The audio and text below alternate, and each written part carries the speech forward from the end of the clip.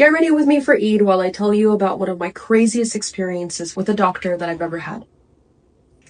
To preface the conversation, I was diagnosed with stage 4 endometriosis, but while I was in the process of trying to figure out what was wrong with me and get answers that I really needed, I was struggling with finding a good family doctor. At the time, my aunt, who I do trust, told me about a female family doctor that she had. I was coming from having a male family doctor, and she told me that this female family doctor was really well versed in women's health and had helped her with some of her heart issues. I waited not too long to see her. I started explaining to her that I was experiencing recurrent kidney infections and ruptured ovarian cysts and lung issues. So many things were going on, and I really needed help. The main narrative in her head was the fact that I still don't have kids, and I was about 21 years old at the time. I explained to her that I was way too young to have kids, I wasn't financially ready, and my partner and I at the time weren't looking to have kids anytime soon.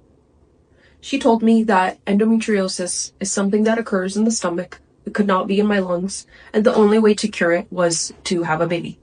And I've heard from other women that have endometriosis that having a baby doesn't cure it for some people. Then she proceeded to tell me that if I was her daughter at 21 years old, not married, not trying for a kid, she would have already disowned me and kicked me out of her house. I'm not her kid, nor would I ever want to be. Because if a doctor can be that dismissive to their patient, I can't even imagine what they would be like with their child. So I told her I no longer needed her help. She didn't know what she was talking about, and I stormed out. Honestly, it was one of the best defining moments at that time as a 21-year-old who was constantly being dismissed by doctors. I'm so glad I listened to myself, and now I have one of the best family doctors I could ever ask for. Unfortunately, I had to go through that situation.